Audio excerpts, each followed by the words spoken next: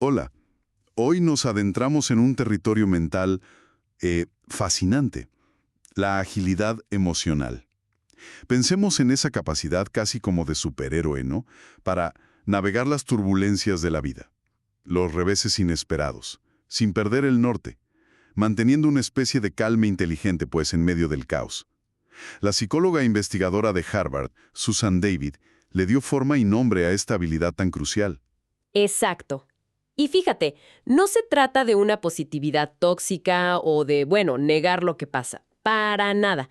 La agilidad emocional, así como la define David, es más bien la destreza, la habilidad para reconocer nuestras emociones, incluso las más difíciles, ¿eh? Y luego elegir conscientemente cómo responder, adaptándonos a lo que la situación realmente pide, no a lo que nuestro primer impulso nos grita. Es un manejo, pues, inteligente de nuestro mundo interior. Y bueno, para explorar cómo cultivar esta habilidad, hoy vamos a examinar a fondo las ideas clave. Están presentadas en un resumen del trabajo de Susan David, que es fruto de años de investigación súper rigurosa, coaching ejecutivo, consultoría. Nuestra misión aquí es, digamos, desentrañar el proceso práctico que ella propone, para que nuestras emociones se conviertan en aliadas, ¿no? En guías útiles, en lugar de ser, pues, tiranos que dictan nuestro camino. Suena prometedor, ¿verdad? Sí, suena muy bien. Bien, manos a la obra. Mira, el corazón de su propuesta es un proceso de 3 movimientos clave, casi como pasos de una danza interna, podríamos decir. Primero, enfrentar los sentimientos tal como son, sin maquillajes, sin evasiones. Segundo, crear un espacio para observarlos, pero sin ser arrastrados por ellos, ¿sabes? Para ver con claridad las opciones que tenemos. Y tercero, alinear nuestras acciones con nuestros valores más profundos, para fijar metas que de verdad nos impulsen. Vamos a explorar cada uno de estos pasos. Perfecto. Empecemos por el primero. Enfrentar los sentimientos verdaderos, incluso los más incómodos. A veces, y sobre todo si nos consideramos personas optimistas, caemos en la trampa, ¿no? De querer tapar lo negativo rápido, minimizarlo, poner esa buena cara. Claro, es como un reflejo a veces. Pero David advierte algo importante. El optimismo forzado es como poner una curita sobre una herida que necesita aire. Soluciona la apariencia, chance, pero no el fondo. Y aquí es donde la investigación, fíjate qué interesante, ofrece datos reveladores. Forzar la sonrisa, por ejemplo, no solo no ayuda a largo plazo, sino que puede ser contraproducente. Se menciona el estudio longitudinal de Mills College, que es un seguimiento de décadas a un grupo de mujeres. Analizaron sus fotos de anuario y distinguieron entre sonrisas genuinas, esas que involucran los músculos alrededor de los ojos, la famosa sonrisa Duchenne, Ah, sí, la he oído mencionar. y las sonrisas forzadas, las más sociales, digamos. Pues resulta que las mujeres con sonrisas genuinas mostraron, a lo largo de sus vidas, relaciones más sólidas, también mayor bienestar emocional y una satisfacción vital más profunda. Eso es potentísimo. O sea, sugiere que la autenticidad emocional tiene consecuencias reales y duraderas. No se trata de regodearse en lo negativo, claro que no, No, para nada. pero sí de permitirse sentirlo. Como bien dice la frase que rescatan, no sonrías cuando no te apetezca. Tener un mal día, sentir frustración o tristeza, pues no define toda nuestra existencia, ¿verdad? Es solo una parte de la experiencia humana. Exactamente. Y lo fascinante es que esas emociones que etiquetamos como negativas, la frustración, la decepción, incluso el enojo o la tristeza, no son enemigas a erradicar. Pueden ser fuentes de información valiosísima, siempre y cuando las confrontemos y aprendamos de ellas, claro. La frustración, por ejemplo, puede señalar una necesidad insatisfecha. La tristeza, una pérdida que necesita ser procesada. Ignorarlas es, pues, como apagar las luces del tablero del coche cuando se enciende una advertencia. No es buena idea. Me viene a la mente la conexión con la idea de proactividad, que también se explora en el material y que, bueno, popularizó Stephen Covey. Imagina esa situación tan común. Estás esperando un taxi, necesitas llegar a un lugar, y justo cuando uno se acerca, ¡pum!, alguien más se sube. Uf, sí, qué coraje da eso. La reacción inmediata puede ser la frustración pura, ¿no? Quedarse ahí maldiciendo, sintiéndose víctima de la situación. Esa sería la reacción, sí. Dejar que la emoción y la circunstancia dicten el estado de ánimo. Y la parálisis momentánea, chance. Pero la proactividad, aplicando este primer paso de enfrentar la emoción, sería, ok, siento frustración, es real, me molesta, reconozco esa punzada, pero en lugar de quedarme atrapado en ella, acepto que ese taxi ya se fue. No puedo cambiar ese instante. ¿Qué puedo hacer ahora? Y entonces actúo. Busco otro taxi, reviso si hay una app de transporte, veo si puedo caminar. O llamo para avisar que llegaré tarde. Enfrento la emoción inicial, pero elijo mi respuesta, mi conducta. Precisamente. Es asumir la responsabilidad de esa respuesta, en lugar de ceder el control al evento externo. Es un pequeño acto de poder personal que empieza justo ahí, por reconocer y aceptar el sentimiento inicial, sin juzgarlo como malo, sino como información. Este es el fundamento. Bien, paso 1, comprendido. Encarar la emoción sin máscaras. Ahora, el segundo paso, desprenderse. Crear distancia para observar. Reconocer lo que sentimos mientras está sucediendo es clave, ¿no? Para poder decidir qué hacer después. Pero suena más fácil decirlo que hacerlo, ¿cierto? Requiere una práctica constante, como desarrollar un músculo. Totalmente. Y la herramienta fundamental que se propone aquí es la atención plena, el mindfulness. Pero ojo, no se trata de caer en la sobrerumiación o el análisis excesivo de cada sensación. Eso puede ser agotador y contraproducente. Es como una parálisis por análisis. La clave está en adoptar una postura de observador. Un observador curioso y amable hacia nuestro propio estado interno. Imagina que ves pasar tus pensamientos y emociones como nubes en el cielo. Las reconoces, las nombras. Ah, mira, ahí está la ansiedad o la impaciencia. Pero no te subes a ellas. No te dejas llevar por la tormenta. Entiendo. Es notar sin engancharse. Como ser el científico de tu propio laboratorio interior, observando las reacciones sin alterarlas demasiado. Exacto. Y esta capacidad de observación distanciada no es una mera técnica de relajación, Tiene efectos medibles. Se menciona un estudio fascinante de Harvard sobre personas que participaron en un curso de meditación de atención plena de 8 semanas. Los escáneres cerebrales mostraron cambios físicos reales en áreas asociadas con la memoria, la regulación del estrés, la empatía, incluso el sentido de identidad. Esto sugiere que practicar la atención plena puede, literalmente, remodelar nuestro cerebro para manejar mejor las emociones. Eso es asombroso. Que no sea solo una cuestión de actitud, sino que tenga un correlato físico. ¡Wow! Y el material también sugiere otras vías para cultivar esta autoobservación, ¿no? Más allá de la meditación formal. Habla de escribir un diario, por ejemplo. Se sugiere el método Bullet Journal como una forma estructurada de hacerlo. O el ejercicio físico regular, que nos conecta con el cuerpo y a menudo calma la mente.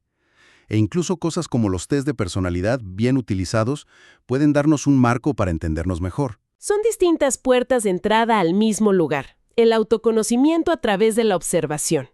Y hay una sugerencia práctica, casi lúdica, para experimentar este poder de separarse de una emoción intensa. La próxima vez que la rabia sea muy fuerte, se propone elegir un objeto, una almohada funciona bien aparentemente, y simbólicamente lanzarle toda esa rabia, gritarle si es necesario. Más allá del desahogo catártico, este acto ayuda a externalizar la emoción. Te permite verla como algo que tienes o sientes en ese momento, no algo que eres. Me gusta esa idea de externalizarla para poder mirarla. Hace que parezca menos abrumadora, ¿no? Y el ejemplo de Fern, el jaguar, sobre los celos, ilustra perfectamente cómo funciona esta observación en la práctica. Describe una situación donde sentía celos intensos cuando su pareja mencionaba salir con otro chico. La reacción inmediata podría haber sido, pues, una confrontación o un silencio resentido. Claro, la reacción automática, impulsada por la emoción cruda. Pero al detenerse y observar esa punzada de celos, al preguntarse ¿de dónde viene esto realmente?, pudo desentrañarlo. Comprendió que no se trataba tanto de la pareja o del otro chico. Era un miedo propio más profundo. El miedo a quedarse atrás, a no ser suficiente, a no ser tan proactivo o interesante como percibía la otra persona. Los celos, al ser observados con esa distancia que da la atención plena, actuaron como una señal. Revelaron una necesidad subyacente de sentirse valioso y competente, que no estaba siendo atendida. Ese es el núcleo del segundo paso. Crear esa distancia no es frialdad, es claridad. Permite pasar de la reacción ciega a la respuesta informada. Descubrimos qué nos están diciendo realmente nuestras emociones sobre nuestras necesidades, nuestros miedos, nuestros valores. Y eso nos lleva directamente al tercer paso. Exacto. El tercer paso. Usar nuestros valores fundamentales para establecer objetivos auténticos y guiar nuestras acciones. Ya enfrentamos la emoción, ya la observamos con distancia. ¿Y ahora qué? ¿Cómo usamos esa conciencia? La clave es alinearla con lo que realmente nos importa en la vida. Y aquí entra en juego un aspecto fascinante de cómo funciona nuestra mente. Se menciona que somos como máquinas poderosas de distorsión, constantemente creando historias, narrativas, para darle sentido a lo que nos pasa. A veces incluso ajustamos los hechos para que encajen en el relato que nos contamos. El poder de las narrativas personales es inmenso. Determinan cómo interpretamos el pasado, cómo experimentamos el presente y cómo proyectamos el futuro. El ejemplo de Pamela Valdés, la CEO de Vic, es muy ilustrativo. Ante los rechazos iniciales que recibió su aplicación, podría haberse contado una historia de fracaso, de esto no funciona, ¿no? Pero en lugar de eso, reformuló la narrativa internamente. Cada rechazo se convirtió en un dato, en aprendizaje, en un paso más en un camino de perseverancia. Se contó una historia de resiliencia y adaptación, no de derrota. Y esa capacidad de elegir nuestra narrativa es crucial, pero también es importante reconocer que no creamos esas historias en el vacío. Estamos inmersos en un mar de influencias. Se habla del contagio del comportamiento. ¿Podríamos definir eso un poquito más? Claro, el contagio del comportamiento se refiere a esa tendencia, a menudo inconsciente, a imitar o adoptar las actitudes, creencias y acciones de las personas que nos rodean, ya sea por proximidad física o a través de lo que vemos y consumimos en los medios, en las redes sociales. Absorbemos normas sociales, expectativas e incluso metas, sin darnos cuenta a veces. Entiendo. Como cuando, no sé, todo tu círculo social empieza a hablar de hacer maratones y de repente sientes que tú también deberías querer correr uno, aunque chance nunca te haya interesado. Similar, lo que puede reforzar nuestras propias, burbujas narrativas, o los riesgos potenciales de las redes sociales, que pueden exponernos a comparaciones constantes y a una presión implícita sobre cómo deberíamos vivir, qué desear, qué aspecto tener. Todo esto puede dificultar la tarea de distinguir nuestras metas genuinas de las metas contagiadas. Por eso Susan David hace una distinción tan importante, que se recalca mucho, la diferencia entre los objetivos de tener que y los objetivos de querer. Los de tener que surgen de la presión externa, o de expectativas sociales internalizadas pero no examinadas críticamente. El médico que te dice tienes que bajar de peso, sin conectar quizás con tu motivación interna para la salud, la familia que espera que sigas cierta carrera, la publicidad que te dice que tienes que tener el último gadget para ser feliz. Son metas que sentimos como una obligación, a menudo acompañadas de una sensación de carga o resentimiento sordo, ¿no? En cambio, los objetivos de querer brotan de una fuente interna, de la convicción personal, de una reflexión sobre nuestros valores fundamentales. Son esas metas que nos energizan, que sentimos como una expresión de nuestro verdadero yo, incluso si requieren esfuerzo. Están alineadas con lo que profundamente consideramos importante. ¿Y cómo podemos aclarar cuáles son esos valores fundamentales, esa brújula interna? Porque a veces están un poco ocultos bajo capas de deberías. Pues mira, el material propone varios ejercicios introspectivos muy potentes para desenterrarlos. Uno es escribir una carta a nuestro yo futuro, digamos dentro de 5, 10 o 15 años. Describir quiénes somos ahora, qué nos importa y quién aspiramos a ser entonces. Este ejercicio de proyección puede iluminar qué valores queremos que guíen nuestro camino. Suena un ejercicio que requiere, sentarse con calma y ser muy honesto con uno mismo. Definitivamente. Otro ejercicio se inspira en las ideas de Covey. Definir explícitamente nuestros valores centrales. Quizás 3 o 5 palabras clave como creatividad, conexión, integridad, aprendizaje, servicio. Y luego hacer el ejercicio mental, quizás un poco impactante pero efectivo, de imaginar nuestro propio funeral. ¿Qué nos gustaría que se dijera de nosotros? ¿Qué principios queremos que hayan guiado nuestra vida? ¿Qué legado en términos de carácter e impacto querríamos dejar? Uf, ese es profundo, te obliga a pensar más allá del día a día, y también se menciona el test del epitafio de Tim Ferriss, que parece una versión más rápida de eso. Sí, es más pragmático para decisiones concretas. Ante una oportunidad o un proyecto grande, Ferriss sugiere preguntarse: ¿me haría sentir que mi vida tuvo más sentido si esto estuviera mencionado en mi epitafio? Si la respuesta visceral es un no rotundo, quizás esa oportunidad, por más atractiva que parezca superficialmente, no está alineada con lo que consideramos fundamental. En el gran esquema de nuestra vida, no. Ayuda a filtrar el ruido y enfocarse en lo esencial a largo plazo. Entonces, todos estos ejercicios, la carta al futuro, el funeral imaginario, el test del epitafio, buscan lo mismo: conectar con esa brújula interna de los valores, para asegurarnos de que las metas que perseguimos y las decisiones que tomamos nos muevan desde adentro, desde el querer, y no solo por presiones externas o por el tener que. Exactamente. Son formas de calibrar nuestra brújula interna, para que cuando usemos la conciencia emocional ganada en los pasos 1 y 2, podamos dirigir nuestra energía y acciones hacia lo que verdaderamente nos importa, hacia metas que nos nutran y nos hagan sentir auténticos. Entonces, si unimos todo, el panorama completo de la agilidad emocional sería así. Primero, nos permitimos sentir lo que sentimos, sin juicios ni disfraces. Eso es, enfrentar. Segundo, cultivamos la capacidad de observar esas emociones y pensamientos con distancia y curiosidad, sin dejarnos secuestrar por ellos, entendiendo qué nos dicen. Eso es, desprenderse.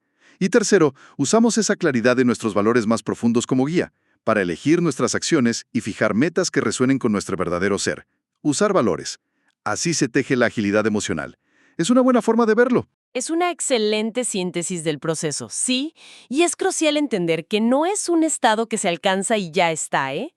Es una práctica continua, una habilidad que se fortalece cada vez que aplicamos conscientemente estos 3 movimientos ante los pequeños y grandes desafíos de la vida cotidiana. Es un baile constante entre sentir, observar y actuar alineados.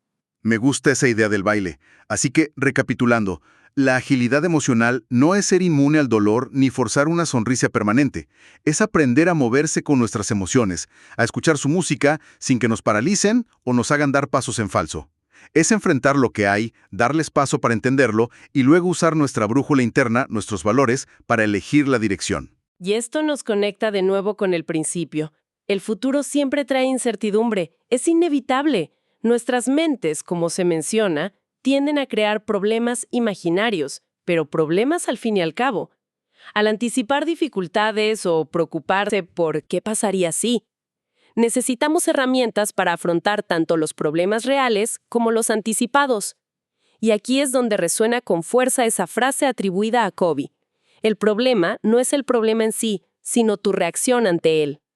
La agilidad emocional nos ofrece precisamente eso: un conjunto de herramientas internas para gestionar esa reacción, de forma más consciente, adaptativa y sobre todo alineada con nuestros principios. Para cerrar, dejemos una reflexión en el aire. ¿Qué tal? Inspirada en todo lo que hemos explorado. Si aceptamos que nuestras mentes son estas máquinas de distorsión que tejen narrativas constantemente para dar sentido a nuestra experiencia, ¿qué historia nos estamos contando ahora mismo sobre algún desafío reciente? Y, aplicando los pasos de la agilidad emocional que discutimos, enfrentar la emoción, observarla con distancia, conectar con los valores, ¿cómo podríamos reescribir esa narrativa? ¿Qué nueva historia más útil y auténtica podríamos empezar a contarnos? Algo valioso sobre lo que reflexionar, sin duda. Hasta la próxima.